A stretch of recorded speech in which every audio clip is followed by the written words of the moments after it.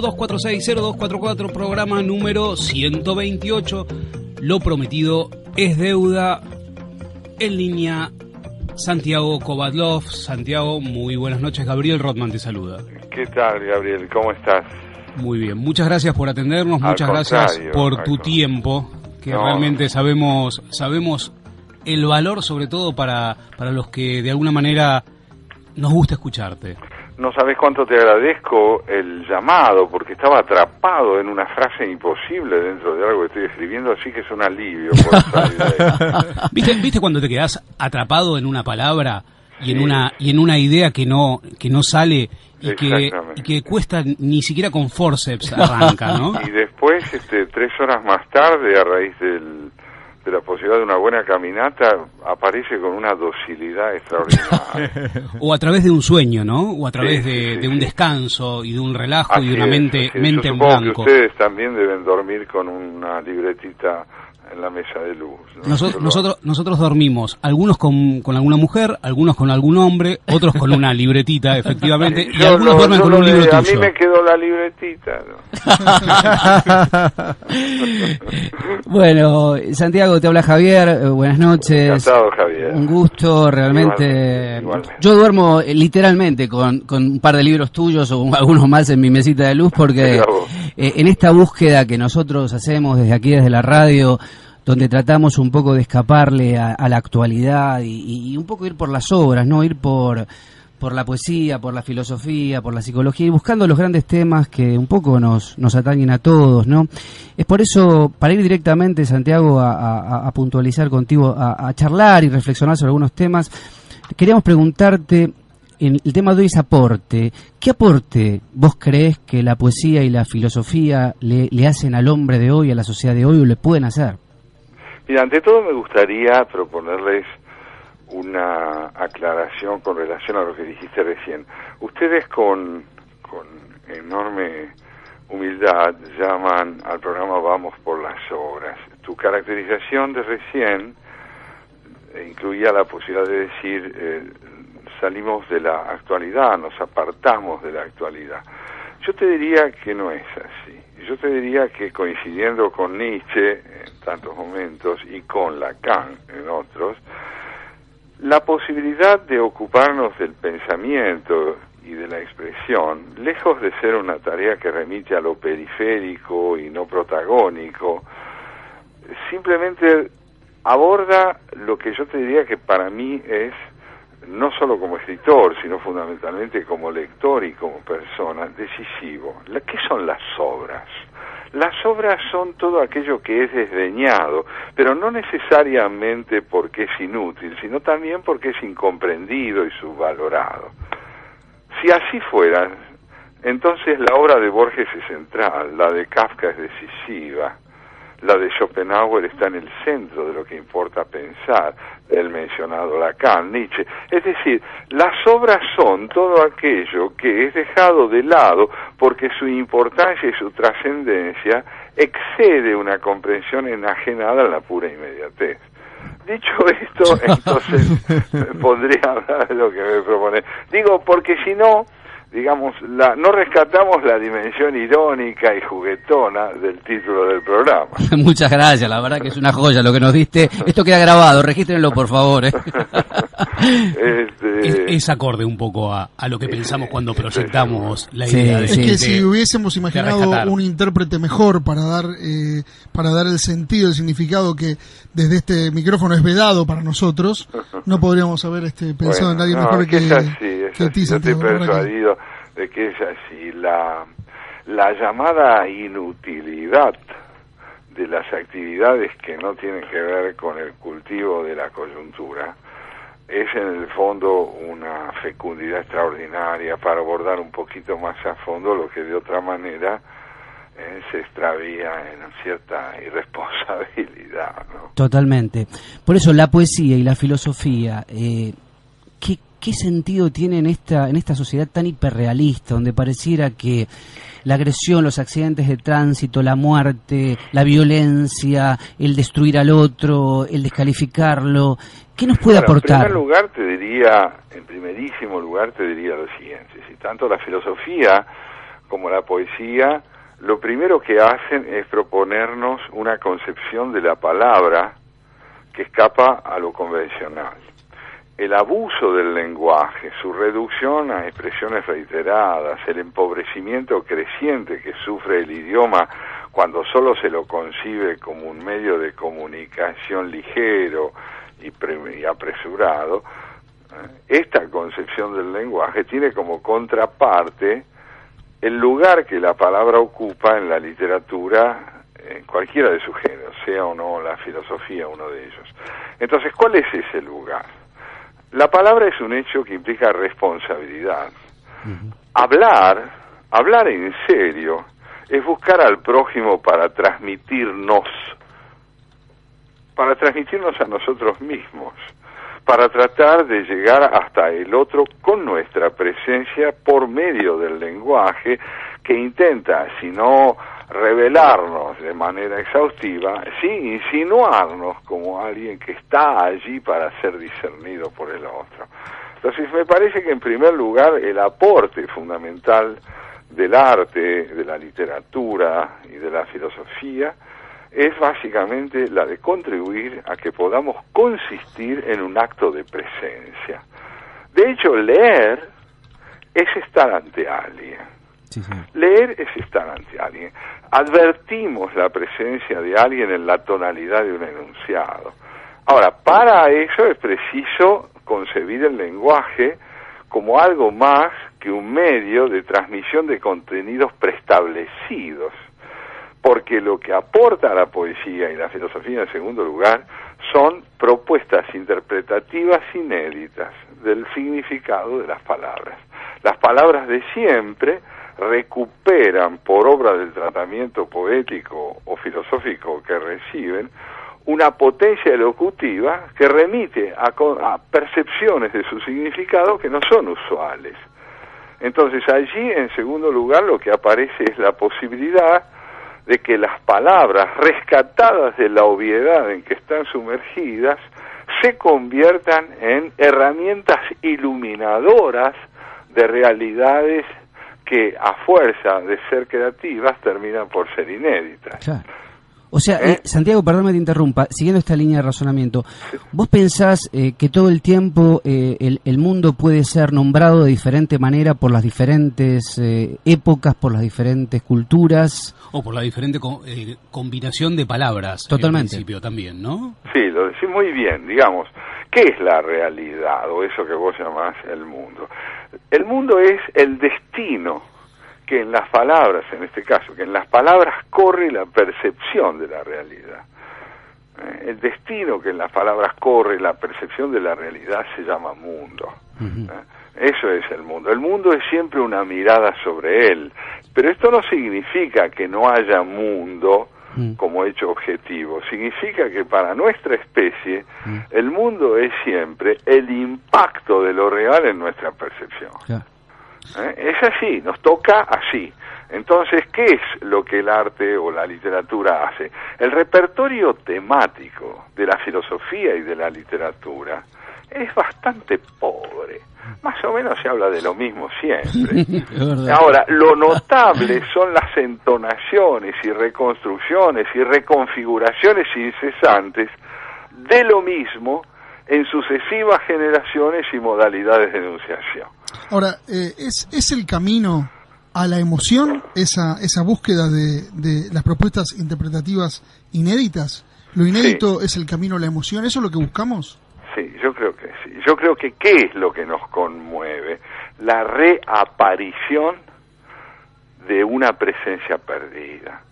De una presencia perdida. Cuando nosotros vemos un cuadro de un artista que nos gusta, sea abstracto o no, nuestra gratitud se orienta fundamentalmente a la posibilidad de haber discernido algo que estaba perdido o desconocido en nuestra percepción. Entonces la emoción estética es primordialmente la emoción que nace del encuentro con una revelación.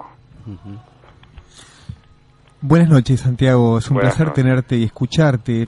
Yo estaba pensando en la palabra y como mi trabajo es hablar con la gente a partir de la palabra y curarla, porque soy psicoanalista. Mira. Quería preguntarte, hablando de la palabra, ¿cuál es la función actual del psicoanálisis a partir de establecer ese lazo social perdido en donde chocamos con una dificultad que es este narcisismo que nos ahoga en un sinsentido y que nos deja, como vos dijiste, como atrapados en un lugar donde parece ser que nos es dificultado salir, ¿no? Sí, yo efectivamente creo que el psicoanálisis tiene una función. Creo que la función del psicoanálisis no es, como se dice abusivamente, hacer consciente lo inconsciente. Yo creo que la función primordial del psicoanálisis es contribuir a que un sujeto o una persona recupere su deseo, es decir, el anhelo de ser un proyecto para él mismo. Y esto solo puede lograrse en la medida en que la persona que se analiza ponga en escena las configuraciones de su opresión, es decir, las formas que en él toma la sujeción a anhelos o vivencias que no necesariamente traducen su deseo, su proyecto, su vocación de configurarse como persona. Creo que es una tarea fundamental, pero muy difícil, no solo para el analista, sino también para quien, recurriendo al análisis, no sabe muy bien cómo habrá de ser oído, cómo habrá de ser caracterizado interpretativamente por aquel con quien compartirá el enigma de su propia presencia. Pero se trata de una labor fundamental, y me parece a mí que en este momento el psicoanálisis está acosado por quienes presumen que la salida del campo traumático o del campo conflictivo habrá de darse a través de soluciones puramente coyunturales o paliativas, como las que puede brindar solamente una medicación o una terapia de apoyo más bien voluntarista. Santiago, siguiendo con esta línea de razonamiento, primero te manda un saludo, que estuve ayer, un amigo tuyo que me dijo, por favor, mandale un saludo a Santiago, que es José Eduardo Abadi, que te quiere mucho, claro, que te quiere muchísimo. Es mucho. Me dijo, lo quiero muchísimo, hace mucho que no nos vemos. Me dice, Javier, mandale un abrazo de mi parte, hemos tenido charlas juntos, bueno, te quiere mucho, vos conociste al padre, me comentaba. Muy bien a su papá. Su papá fue uno de los hombres más educados que yo conocí, y educados quiere decir con una sensibilidad modelada por una inteligencia extraordinariamente perceptiva, culta, sagaz, un cultor notable del silencio, del anhelo de oír más que de hablar. Qué lindo. Y siguiendo con el tema del deseo y siguiendo con el psicoanálisis, leyendo algunos de tus trabajos de investigación, o de donde está tu palabra y tu corazón puesto, hay uno sobre la vocación y la pasión, que a mí particularmente me gusta mucho cómo pones el acento en ese tema, ¿no? Sí, el oficio de la pasión. Vos sabés que ese trabajo tiene muchos años. Yo lo escribí en circunstancias aparentemente prosaicas. Habiendo perdido un vuelo de Montevideo a Buenos Aires, no me quedó más remedio que tomarme un ómnibus. Pero llovía a cántaros y tuve que esperar 4 horas la llegada del ómnibus. Y en ese momento irrumpió. Ese texto nació allí, en una estación de ómnibus. Por lo menos el borrador se desarrolló plenamente y después me dediqué a trabajarlo. Y es un texto en el que trato de mostrar que en verdad tenemos de la vocación habitualmente una visión bastante superficial. Nosotros creemos que un hombre tiene vocación. Yo creo que la vocación lo tiene a un hombre. La vocación no es una elección. Ajá. La vocación es una fatalidad que, desoída, hace muy infeliz a aquel en quien se manifiesta.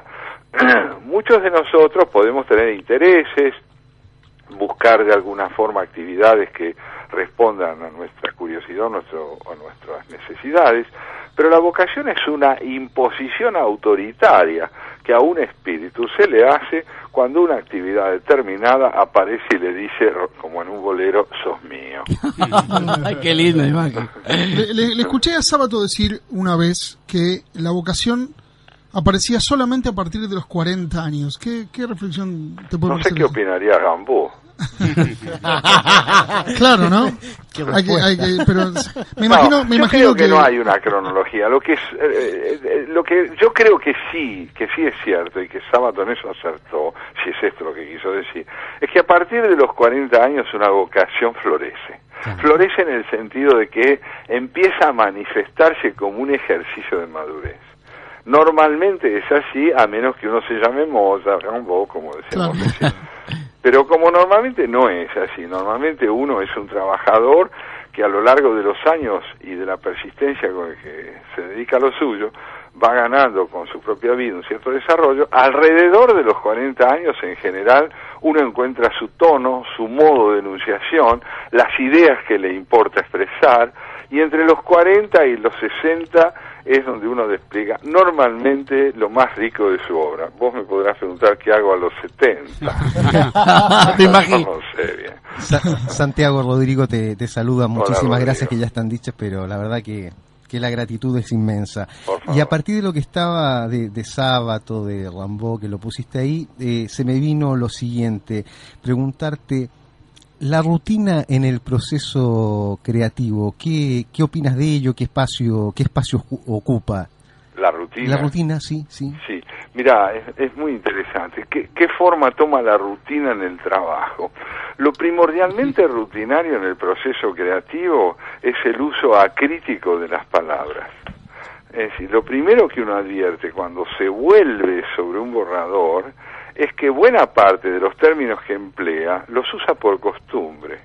No los ha interrogado, no se ha preguntado si son exactamente los adecuados, o les atribuye un significado que acaso no permitan acceder a otro término que exprese un matiz distinto de aquel que en principio ponemos en juego y que es más rico.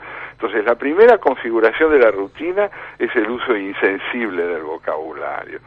La segunda configuración de la rutina, que me parece que también incide mucho, es la que consiste en que uno no entabla con sus ideas una relación suficientemente interrogativa como para saber si es exactamente eso lo que quiere decir. ¿Por qué digo que esto es rutina? Y porque hay un acostumbramiento conceptual contra el que el escritor debe luchar. Uno debe luchar contra todo aquello que empaña la intuición creadora que lo empuja a trabajar. Muchas veces la intuición nace con intensidad, pero luego zozobra en el tratamiento que uno le dispensa. Y ese tratamiento es rutinario porque proviene de una relación no suficientemente plástica, dinámica, con un repertorio de recursos que son costumbre en el alma o en el lenguaje de quien las emplea. Santiago, hablando de la rutina, me hiciste acordar de que muchas veces se la acusa la rutina como la gran culpable de muchas desavenencias y muchas rupturas entre las personas, ¿no? A nivel amoroso. Sí. Te quería preguntar en esa índole, ¿qué nos pasa con el amor hoy? Bueno, sin querer generalizar, ¿no? Yo en todo caso te diría que hasta donde yo me alcanzo a dar cuenta, el amor es una experiencia altamente improbable. Es improbable porque nosotros solemos confundirlo con la pasión. Y la pasión, sin duda, es maravillosa pero fugaz. Un vínculo perdurable es un vínculo en el cual dos personas que se sienten recíprocamente atraídas luchan contra todo aquello que puede generar incomprensión entre ellos. Yo creo que el amor es eso, es la capacidad de combatir con otro y contra uno. Qué bueno. A favor de una convivencia en la que la complejidad vuelva a aparecer y donde la libertad del otro irrumpa como algo irreductible. Nadie es de nadie en un vínculo de veras amoroso. Impresionante. Si me permitís... Qué difícil va a ser eso, aceptarlo para mi mujer, sobre todo. La mía acaba de entrar y me dijo que no. Impresionante. Me voy a meter en un tema, yo de ver tu obra, ahora estamos hablando de poesía, ¿no? Yo de ver tus libros, de los que puedo, porque aclaro que busqué por todos lados y están agotadísimos. Estamos hablando con Santiago Kovadlov. Santiago Kovadlov, un ser de luz. Sí, de los libros que se consiguen, por lo menos que nosotros, hay un tema tema que yo percibí que a vos particularmente te toca en un punto. Me gustaría averiguarlo. Cuando decís la vejez, y decís esa que me intrusa en un poco, o que intrusa a un hombre que yo entiendo, y recién lo dijiste, y yo a los 71 años, es decir, la vejez que te intrusa, porque vos te sentís un ser pleno, no sé, eso es lo que yo percibo. ¿Cómo convivís con eso? ¿Cómo se convive con eso? Bueno, a ver, vamos a hablar de algo en lo que me estoy estrenando, ¿no? Yo tengo 70 años. Falta. No, me estoy estrenando en qué, a ver si me explico. ¿Qué significa ser una persona mayor? Vamos a dejar de lado los convencionalismos que dice, pues ya usted se lo ve bárbaro. No quiero hablar de eso. Es cierto, está bien, yo me siento bien y espiritualmente me siento muy activo, pero no quiero hablar compensatoriamente, quiero hablar de mi nueva experiencia. El cuerpo, poco a poco, me va diciendo que su camino es otro que aquel que yo hasta hoy conocí. Se va marchitando. Yo soy el que se va marchitando. Veo mi cuerpo marchitarse. ¿Y qué quiere decir eso? Significa, vamos a ver si me explico adecuadamente. Yo tengo por delante menos tiempo que el que tengo por detrás. La muerte no es lo que me va a ocurrir. La muerte es lo que me está ocurriendo. Desde siempre, pero ahora con una transparencia contundente. Yo no voy a morir, yo me estoy muriendo. Después, cuando fallezca, habré dejado de morir. ¿Qué ocurrirá entonces? No lo sé. Pero la muerte no es un desenlace, es una experiencia. Y como experiencia me acompaña en esta etapa de mi vida con una claridad y una vecinanza mucho más intensa. Eso no me lleva a la melancolía, de ninguna manera. Al contrario, yo tengo la impresión de que estoy viviendo esta experiencia y trato de discernirla. Por supuesto que la convicción profunda de que tengo por delante algunos años más, o quizá muy pocos, o quizá algunos más, pero estoy en una etapa de la vida en la que la extinción me acompaña, no porque me sienta debilitado, sino transformado. Entonces, he cumplido, cronológicamente hablando, con casi todo. Tengo nietos. ¿Qué más voy a tener? No, tengo nietos. Mi objetivo no es durar. Mi objetivo es vivir emocionado en la medida en que la vida me sorprenda, y mi vejez me sorprende. Me sorprende mirarme en el espejo y ver que el niño en mí sobrevive en mis ojos, pero ya no en el resto de mis facciones, en el color de mi cabello, en mis manos. La vejez es esta experiencia extraordinaria de ser tiempo todavía, y trato de hacerle lugar, de no escaparle esa evidencia, a través de recursos ficticios, como puede ser la complicidad colectiva, de decir que estamos fenómenos y que andamos muy... Yo ando bien, ¿por qué no voy a andar bien si estoy sano? Pero no estoy distraído. Sé que me estoy muriendo, lo sé, y no hay de qué alivianarme. Es mi experiencia y quiero vivirla. Santiago, es difícil pensar que el común de los mortales podamos asumir ese tipo de reflexión frente a la muerte, porque hay algo que nos inquieta de ella. Yo estaba pensando, analizando tus conceptos sobre la muerte, que tal vez se trate de que con ella adquirimos la conciencia de la pérdida de la curiosidad. O sea, lo que no va a poder trascender la muerte es nuestra propia curiosidad. ¿Esa es la inquietud que nos hace mirar de costado a este fenómeno? Yo pienso que nosotros tenemos un horror insuperable, ¿no es cierto?, que es el de ser tiempo. Hay una etapa de la vida en que podemos presumir que no somos tiempo, sino que tenemos tiempo.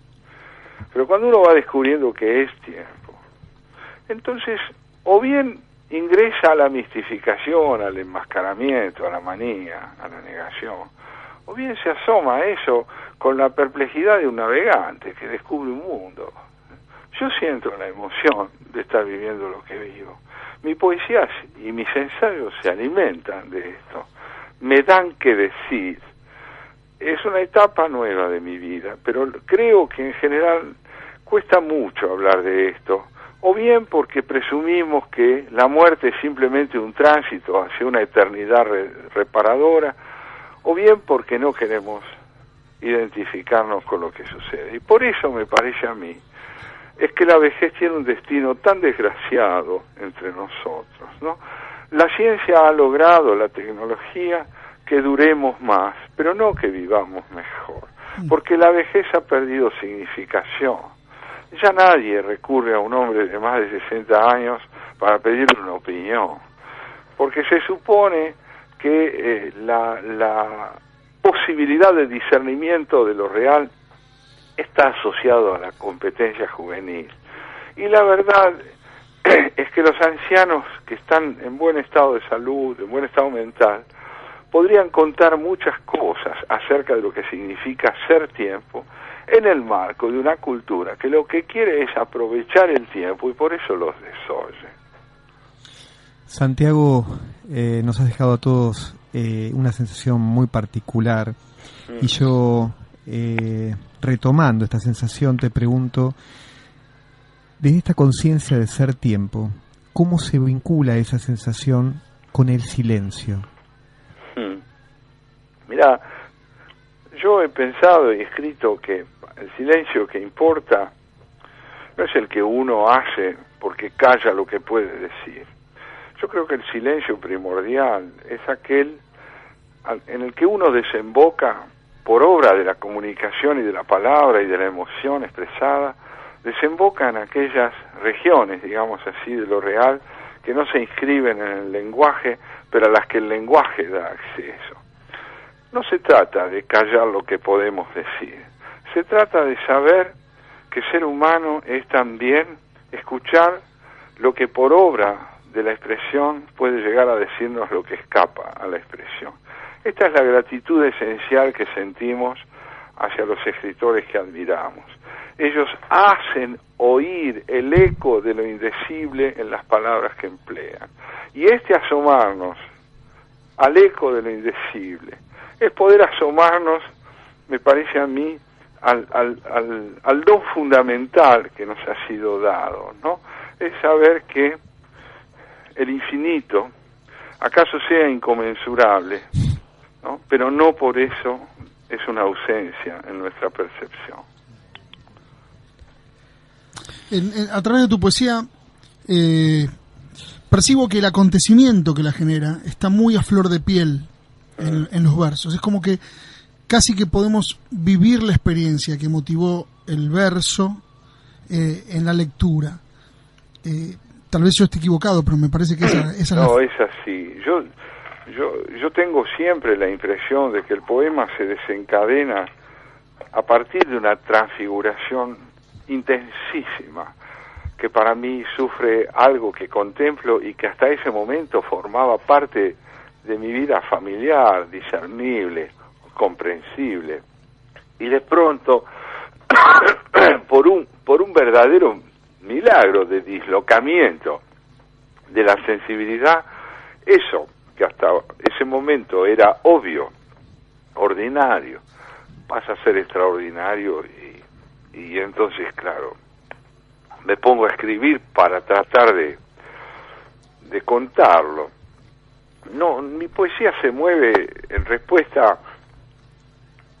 parece ser, ¿no?, a una convicción que tenía Heráclito hace tantos años. Heráclito dice: si los dioses no están también en la cocina, no están en ningún lado. Santiago, siguiendo un poco, yo también noto que tu poesía, la verdad que late en la línea, y me llama mucho la atención, será porque yo también pongo mucho acento en la piel. La piel, ¿no? O sea, vos haces mucha referencia a la piel, lo que calla la piel, aquello que corroe y nos cava y parece que es como una especie de manto, como que nada ocurriera, o sea, la piel. ¿Y qué pasa con esa piel? Yo, hasta donde más o menos puedo darme cuenta, ¿no? La piel es el ojo fundamental de nuestra percepción, más que los ojos. La piel. Los ciegos ven con la piel. La piel es exactamente el ámbito donde hospedamos a las cosas percibidas, mucho más que en los ojos. Hay en el tacto, me parece a mí, una intensidad de cercanía que tal vez no pueda ser conceptualizada, pero que tiene la inequivocidad, ¿no?, de lo material. Digamos, cuando uno es niño, toca y huele extraordinariamente mucho. Huele la madera de una rama, huele el pasto, huele la comida con una intensidad extraordinaria. Hay en la percepción puramente epitelial, ¿no es cierto?, una intensidad que a veces también está en el oído. Y cuando tocamos a una persona amada, no a una persona, sino a una persona amada, la impresión de transfiguración que siente nuestro cuerpo es excepcional, porque hay algo de su presencia que no llega a estar inscrita en la comprensión, aún en gestos más coloquiales, como darnos la mano, ¿no? Darnos la mano, extender la mano y darle la mano a otra persona. ¿Por qué hacemos esto? ¿Por qué saludarnos implica la necesidad de este gesto, ¿no? ¿Qué es lo que hace con que los cuerpos tengan la palabra? Bueno, yo creo que a esto, en la etapa de la vida en la que yo estoy, se une el hecho de que uno empieza a advertir que su piel no ha perdido intensidad, pero ha perdido lozanía. Y la pérdida de la lozanía de la piel hace con que las percepciones, como digo, sin necesariamente perder intensidad, remitan como a un aviso, ¿no? A un aviso. Un aviso que nos dice que ver con la piel, es decir, esa mirada primordial, tal vez se apague. Fíjate que la voz es lo último que envejece. La voz es lo último que envejece. Pero eso no solo quiere decir que en la voz radica nuestra perdurabilidad un poco más prolongada, sino que la piel nos traiciona con su pérdida de lozanía y sin embargo sigue clamando por contacto.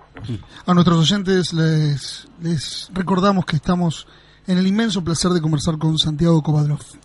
Santiago, pensaba en esta frase de estrechar la mano con el otro, buscando también que nuestra piel se comunique. ¿Qué nos está pasando? Que muchas veces tratamos de buscar iguales y nos produce cierta incomodidad la diferencia del otro. Es verdad, el malentendido primordial es creer que uno es igual a uno. Yo tengo la convicción de que, como decía Oscar Wilde, es conveniente ser un poco improbable. Qué bueno. ¿No? Claro, porque la identidad mal concebida es mismidad, es uniformidad. Y yo creo que en nuestra especie ser uno es no ser uno mismo, es ser uno otro, es advertir que no hay síntesis posible que contenga la significación de nuestro ser. Entonces, una manera de reforzar la ilusión de que uno es uno mismo es exigirle al otro que sea una redundancia, es decir, que se parezca a uno. Lo interesante es justamente que una experiencia conmovedora de contacto en la amistad, en el amor, es precisamente el descubrimiento de la afinidad. La afinidad no remite a la mismidad, la afinidad remite a la correspondencia a la posibilidad de que el otro nos aporte la singularidad de su modo de vivir las cosas. ¿Por qué son tan difíciles las democracias?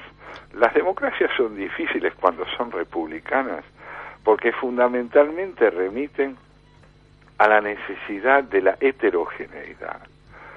Y la heterogeneidad inquieta al hombre desde hace, yo te diría, miles y miles y miles de años.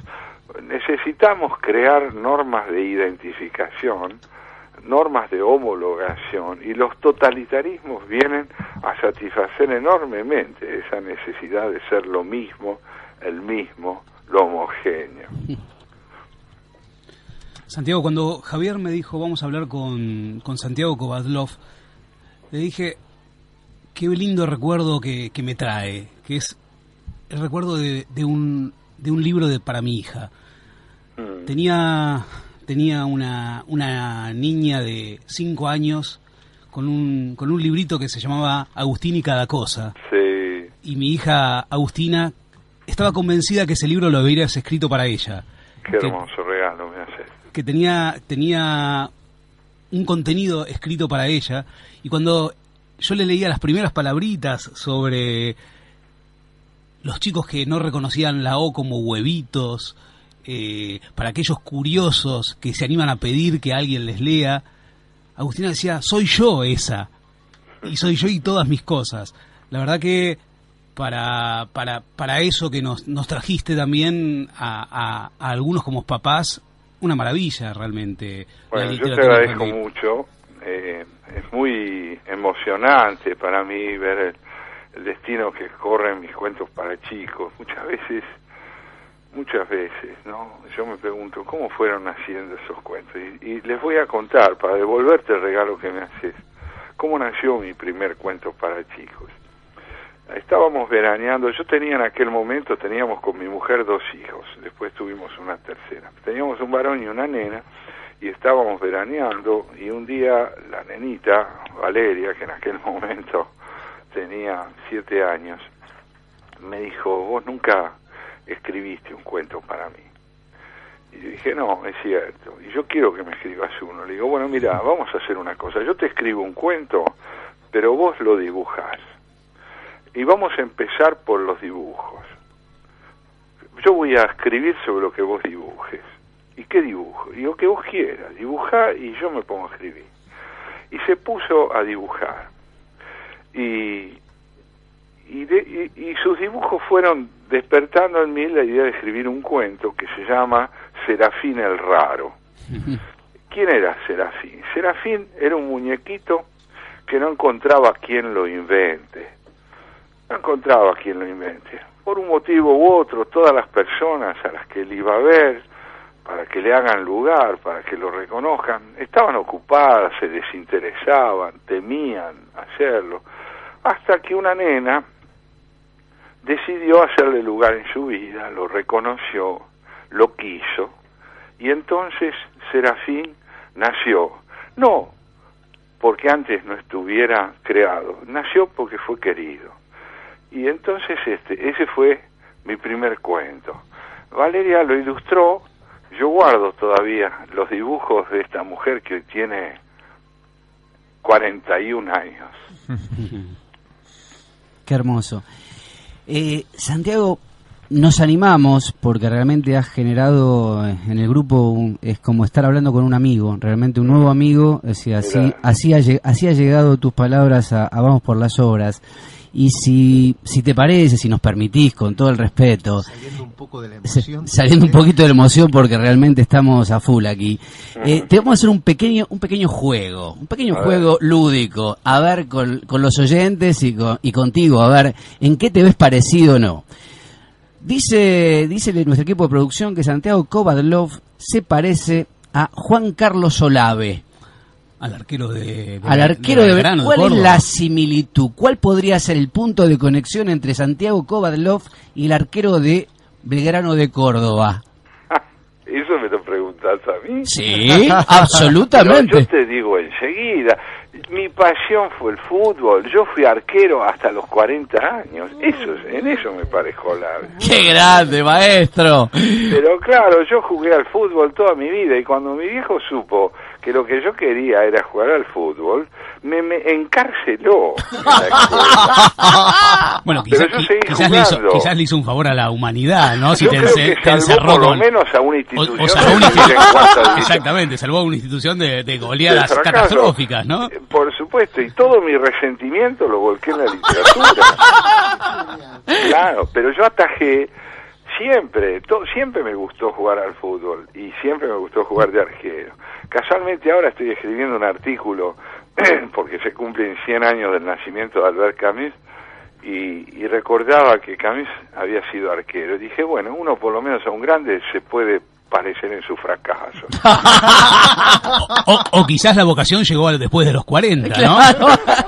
Claro, yo jugué hasta los 40 cuando mi hijo me vio jugar, alrededor de los 40 me dijo, papá, está bien. Ya está. Está bien, qué sé yo. Otra, tenemos un par chiquitas y cortitas, ¿sabes qué te parece, Santiago? ¿En qué se parece Santiago Kovadlov a Mastropiero? A Mastropiero, y yo creo que me parejo a Mastropiero en la incomprensión que tuvieron de nosotros dos Lelutier. Tradujo para la audiencia, Santiago un espectáculo del Luthier al portugués. Porque otra de las cosas que quiero preguntarle, ¿en qué se parece Santiago Kovadlov a Ronaldinho? Ronaldinho. Mira, primero vamos a pronunciarlo bien. Muy bien, maestro. Yo viví en el Brasil muchísimo tiempo en mi adolescencia. No fueron tantos los años como intensos, de los 14 a los 20. Brasil es realmente para mí otro modo de estar en el mundo mío. El portugués no es una lengua que yo sé, sino una lengua en la que consisto. Realmente es así. Otros idiomas los aprendí, pero el portugués es una forma mía de haber crecido, de haber vivido. Y Ronaldinho, bueno, ustedes son muy jóvenes, yo les aseguro, pero esto no es un descalificativo, yo creo que, yo pertenezco a la generación que lo vio nacer a Pelé, a Garrincha, a Didi, que descubrió en Brasil cuando vivía el nacimiento orquestal y sinfónico del fútbol brasileño. Qué bueno. Eso es extraordinario. Yo llegué a ver a Brasil 70, impresionante. Claro. Sí, viste que hay países que uno los conoce porque con su vida ha tenido en ellos emociones fundantes de su vida, fundantes. Yo empecé a jugar al fútbol en Brasil, fíjate vos, o fíjense ustedes, empecé a jugar al fútbol porque, claro, cuando yo llegué a Brasil, a San Pablo, naturalmente no hablaba el portugués, y mis compañeros eran muy crueles, como suelen ser los adolescentes con un extranjero, ¿no? Eran crueles, se burlaban de mi modo de hablar, de mi acento, y poco a poco fui descubriendo la oportunidad de hacerme un lugar en esas sociedades salvajes. Y es que se quedaron sin arquero. Entonces digo, bueno, yo juego. Me probaron, les gustó, y yo podía jugar sin hablar. Qué malo. Y sin hablar, sin sufrir el padecimiento de mi mal portugués. Con el tiempo lo aprendí demasiado bien. Pero lo cierto, claro, terminé dedicándome a la literatura.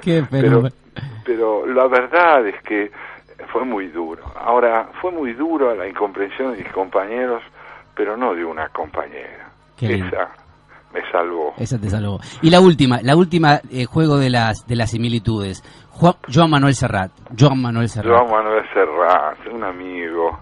La delicia de haberlo traducido al portugués, de haber trabajado con él en la versión de sus canciones para el disco que grabó con Chico Buarque, qué lindo, con Antonio, con Caetano Veloso, con todos los grandes cantantes de ese momento, hace ya 20 años atrás, y tuve la alegría de que él me pidiera que tradujera muchas de sus canciones al portugués.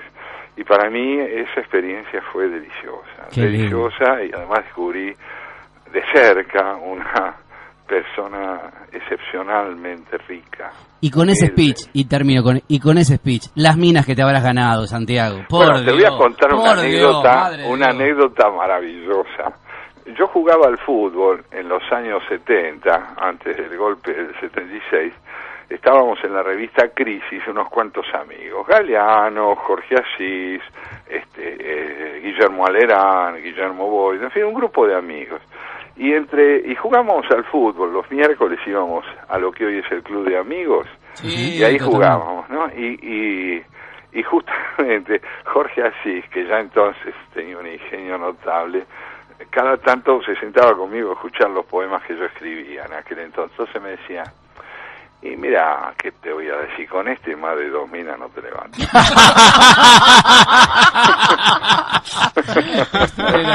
La poesía mezclada con la matemática. Así es, y la gran pasión por la ciencia que siempre tuvo Jorge. La ciencia que siempre tenía Jorge, ¿no? Con aquellas flores robadas en los jardines de Quilmes. Sí, gran escritor. Santiago Kovadlov, realmente un placer haber charlado con vos, un lujo esta hora que nos dedicaste, este tiempo dedicado a esta humilde mesa de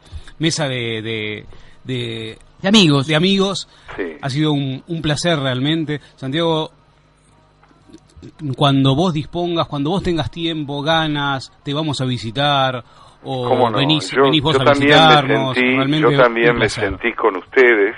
Fue un placer para mí.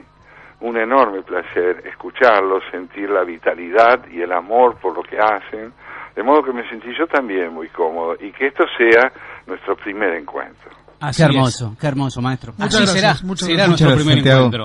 Un placer, gran abrazo a todos. Un abrazo fuerte y de corazón de nuestra parte. Así es, para mí también hacia ustedes. Te queremos mucho, Santiago. Gracias, un fuerte abrazo. Hasta pronto. Santiago Kovadlov en Vamos por las Obras. Un lujo.